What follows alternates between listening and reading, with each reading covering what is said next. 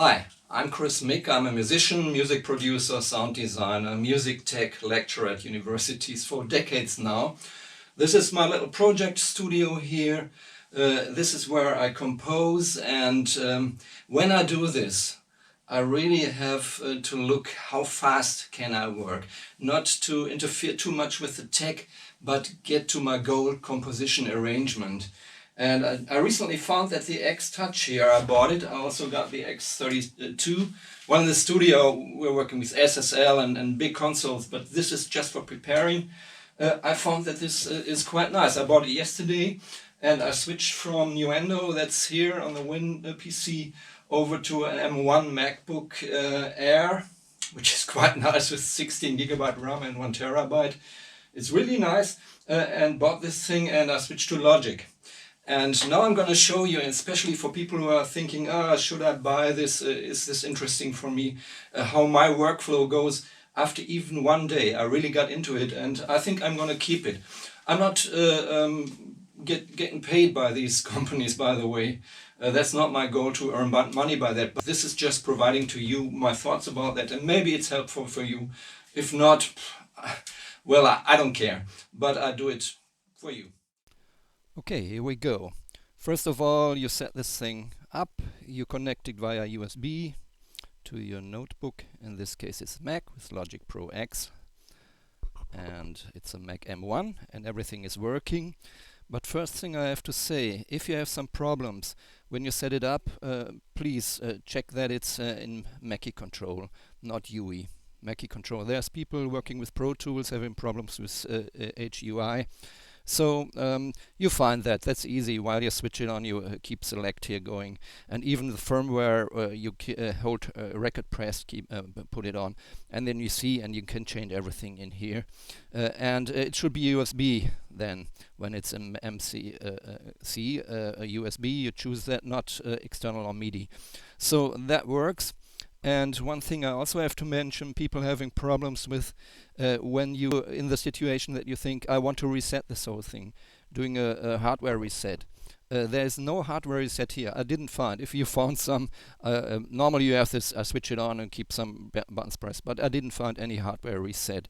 So most things are working in the software then. If this happens, if it doesn't work perfectly, there are several reasons for that.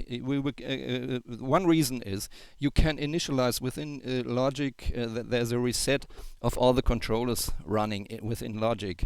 And for that you can go into, you have to quit Logic Pro, go type in this wave sign /library/preferences and go to this folder, and there's a folder that's called com.apple.logic10.plist file, and there's also a com.apple.logic.pro.cs file, and you just erase them. And after that you reboot everything and switch on Logic again, then it's initialized. Yes, that's just a tip if something does not work. The other tip is if you go into the preferences here in the Logic and you want to go into this controller setup, be sure that there's not other controllers running. I found I have a Native Instruments control keyboard here. There were really some strange things going on. So if you don't need your keyboard as an additional controller, switch it off, or all the other controls here. I only have Mackie Control running, or if you have an extension, I'm going to buy the extension too. You have two Mackie controls connected to each other, and that's it. So that's also a cradle of some mistakes going on. After that, you do just a template. You know how it goes in Logic Pro, and then you can open it from this template thing here. And I have an X-Touch template with Sense. Choose this, and this is this.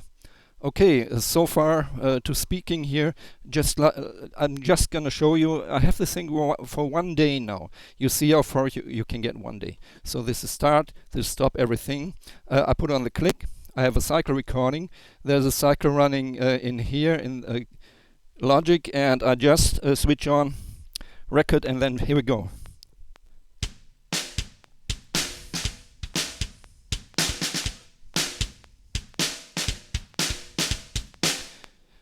If I don't have auto quantize, I just put on Q here, And I will let it run and see how far I can get.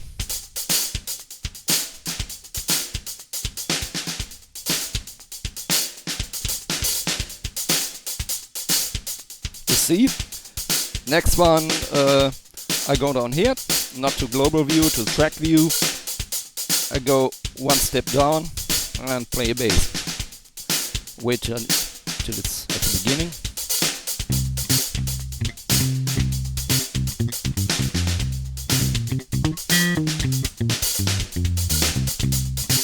Here's the bass.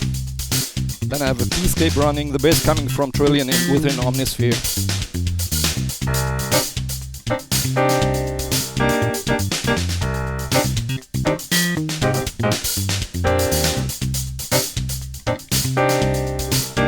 Next one is Diva.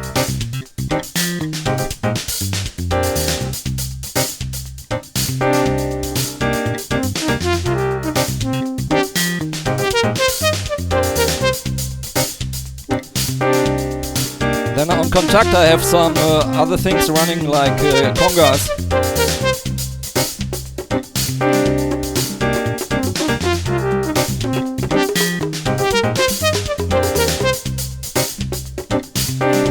And an Icarus with a vocoder.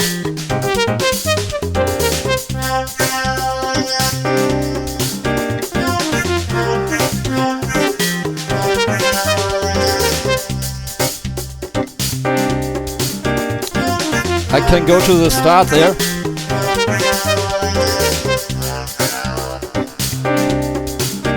Go out of the record, just press this. Put off the click, and that's it. And then I can go into, this is not so far can be done here.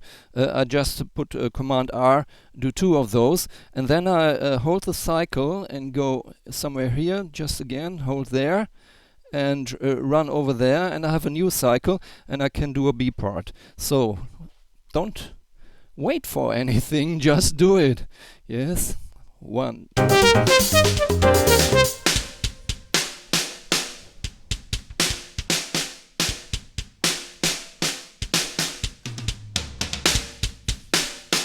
I didn't have a click here. Let me listen if this works.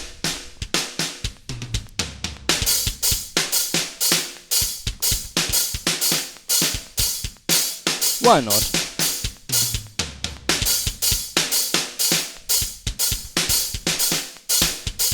Go to the next track down there.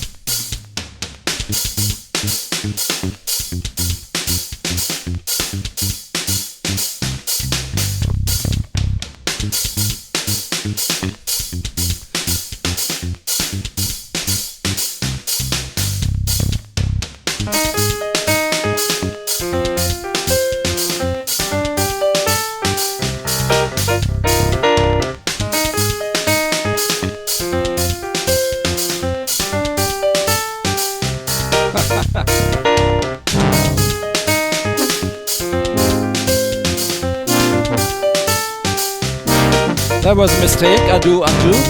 You see, undo. I have to start here. 1, 2, 3.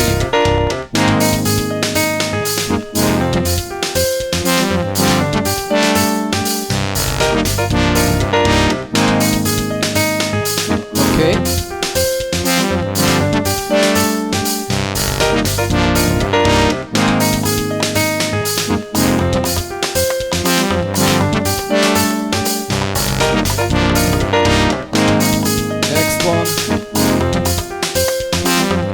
I have to wait.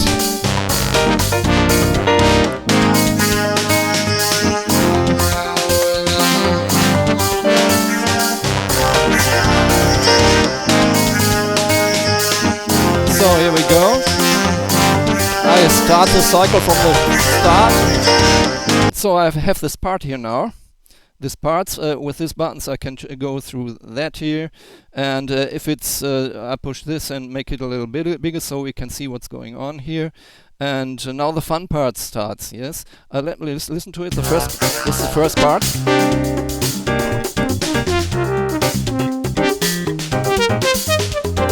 So here we go, this is the first part. Then I go into soloing here, not record anymore, and let me listen to the drums. So here are the drums, and now I can put in a plug-in into this drum track here, or choose even another plug-in there. So while it's running, I think it's in cycle mode, yes, I put off the click, I'll go into plug-in, and choose for the drum a plug-in, low pass, high pass. So let me take a chorus just for you. Now, then I choose a different plugin on insert, the next insert, and I take some sort of tape delay, why not? And this to a different note here, 16th.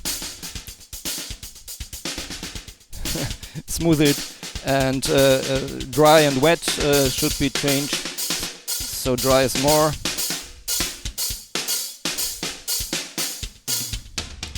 And then I go over to the bass. Also that one, just push plug in. Now I have the second track here, and I go into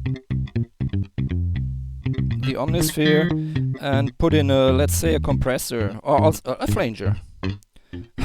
We have a stereo flanger now, and I can press plug in and have all the insert for this channel now. I could choose a compressor and whatever on this. So this is very convenient, very easy to do, and both together I like this. And then I can change this here, and you see here in the mixer everything is working like out of the box, yes. So far so good. So let me go only to the drums again. Select that one. I want to do something like that, just for example, yes. So while it's running, I go back to the start here, and let me see what's going in here. If you see how it's moving, I just press right, say OK, and then I start it.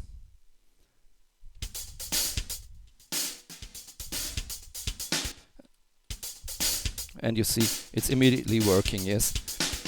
So I can do that with groups also. If I go into the group section here, somebody asked on Facebook, how do groups work? I just push group and choose different tracks here, and there I add it in a groove. Then I move one fader and all the faders move.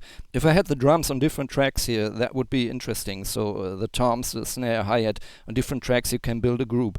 And then it's interesting, this is only 8 faders, to have the extension. I'm gonna buy that tomorrow because I want the extension. Why? Just for this, and I can build groups and have more flexibility. Plus, as you've seen, when I choose a plug-in here, like the Omnisphere flanger here on this track here, yeah, and go into the flanger, I can all the parameters of the flanger will be affected. Let me see. I can put in the intensity here, and the rate, and the feedback, yes. And so the reason why I use this now is speed, speed, speed. As you've seen, I do the cycle recording thing. You can do it on a PC, but this is very nice to see everything in here and even choose the plugins. And there's also instruments I can choose here for different channels. I can, like the Omnisphere, I see the Omnisphere now on this track, go in there. So, next point is, I go into the mixer and I have this buses running here, which are AUX. I have the EQ from Logic, I have a Quick Child, I have an API 550, and I have BX Brainworks SSL 4000 console running here. So how do I get into that? If I go into track and I go into the sense and I have the different buses here. So I choose, for example, the drum is solo yet now, and there's where it's moving here, you see bus 1, bus 2. So I go to the sense now, and now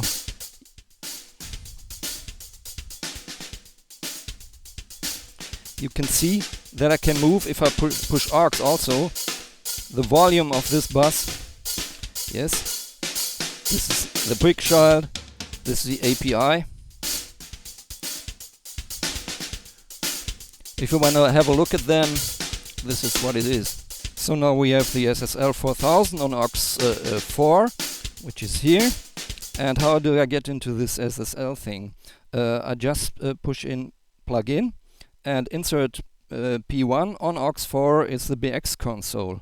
And if I go into this BX console, I can manipulate the settings like the in-gain, as you see over here, or THD. I don't have to do that. And if I want to move to the other parameters, I push this button here, and I go into the high-pass filters. As you see, let it. Yes.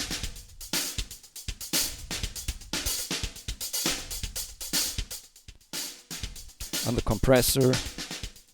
And even for that, it would be very interesting to have an extension here, because if you count the knobs here, here on the right side, if you have 8 more, you can even mix like an SSL console, which has this THD, and you can insert it on each channel here, and you have a fully SSL console in each channel, and each console sounds a little bit different, like the original mixing console, the 4000E or G. I know that originals like they are working, and it really comes near to that. You don't even, on an M1, you don't even need a DSP or something like that. So did I leave something? Okay, of course you can solo this whole thing and mute and whatever you want to do. Go to track again and put off the muting and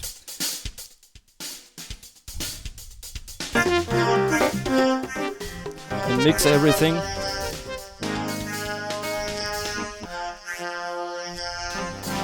So one more hint, this works perfectly with the internal effects like this little EQ here, or chorus, or whatever you use from Logic, yes? If you have the parametric EQ, you can do like this.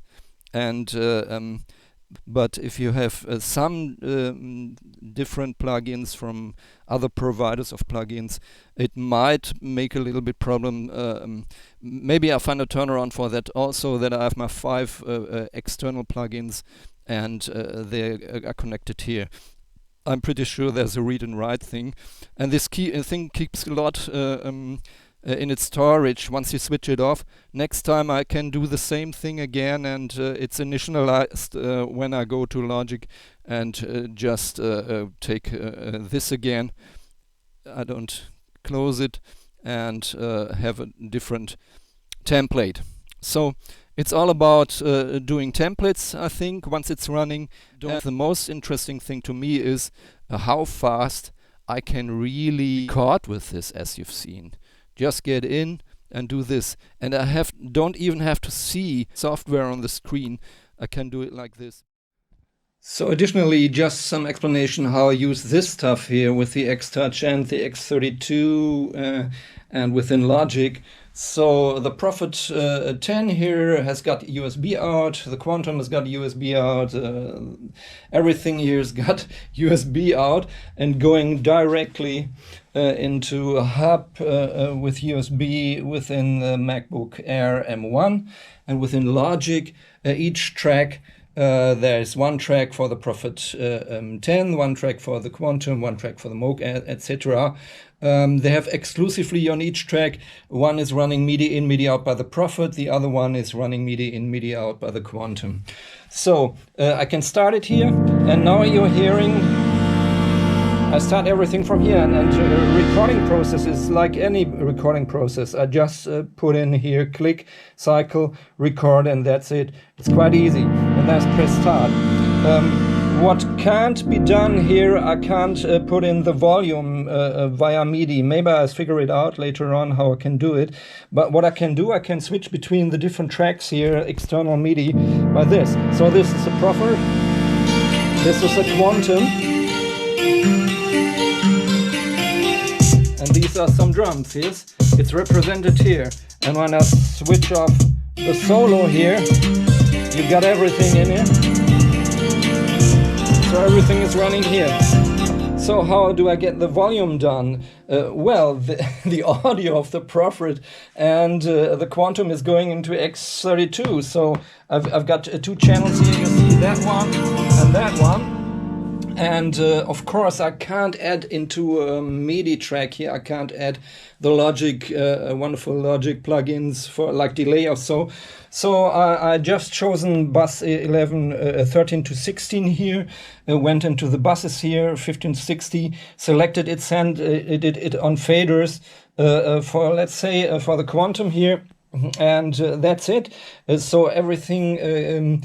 On the audio side is done within the X32, and from the monitor out, well, one side is going to the Yamaha monitors here, the other side is going into a Focusrite, and the Focusrite is going into an audio track within Logic here, so I can record audio, and then of course I can use the internal effects of Logic, but it's much more flexible to do it within here, and I can go into the aux ins here, and here you see I can go into the effects.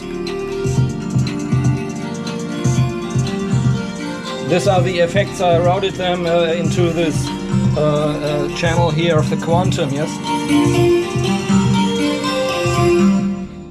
And as it comes to volume, I can use this one here, or I can use this. But in the end, it's more convenient to route it through here and go directly into Logic here. And then I've got the audio tracks, probably several ones. One is recording directly within Logic, rerouted to the audio track. And then it's audio, and I can use it in my arrangement. And after that, I can use the faders also for volume. I totally switch to here, and I will get here the extender, and then I can use all this stuff here. You see, it's quite complicated, but once you set it up, it's really nice. You have all these worlds. You have like Native Instruments Complete and Complete Control, and I can switch between the different plugins from here. I can go in here, use the internal effects. I can go in here and do all this mixing, pre-mixing, and everything on the audio side I'm doing here. So this is quite a big, sophisticated machinery, but professionally this is a very nice solution, because I hate these plugins, except some that are quite good, like Diva or Omnisphere, I don't know. But this is much better for me, of course. So I use this, and I even can use the old ARP, but then I have to play it in immediately, like in audio. And once it within audio in Logic here, I can also use the faders here and the internal plugins. Okay, let's carry on. So you have this, you have a MIDI keyboard. If it's controller keyboard, don't use it as a controller, use this as a controller. It should be not too far away from each other, so that you can push this and push the keyboard. Best would be this on top of the keyboard, have a monitor on the right side, and there are some things you can do or must do on the PC here also that can't be done here. So the perfect mixture for me is right now for this little project studio here. I have the Mac, I have this, I have an extension, a bigger monitor, and that's it. The advantage is these knobs, and you can switch so fast, and you can also go from MIDI tracks to audio tracks and audio instruments. You see all the aux and buses and the sends and the plugins here. So this makes sense in addition to the PC keyboard. Both together are unbeatable, that's what I think. You have the advantages of this, and the things that are too complicated here you do there, and that's it.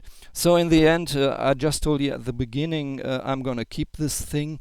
And I tried it with Nuendo and Cubase. That's a different beast. You have to do much more adaptation with that, and that's exactly the point that I hated with all these controllers for all these decades, really decades.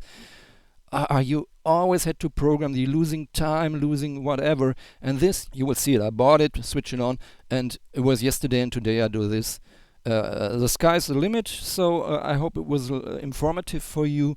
And yes, all the other things, you know, there's so many tutorials out there, brilliant stuff. I'm just working on a big production in a big studio, but there we use only Studa tape machines and analog stuff and SSL console and Studa consoles.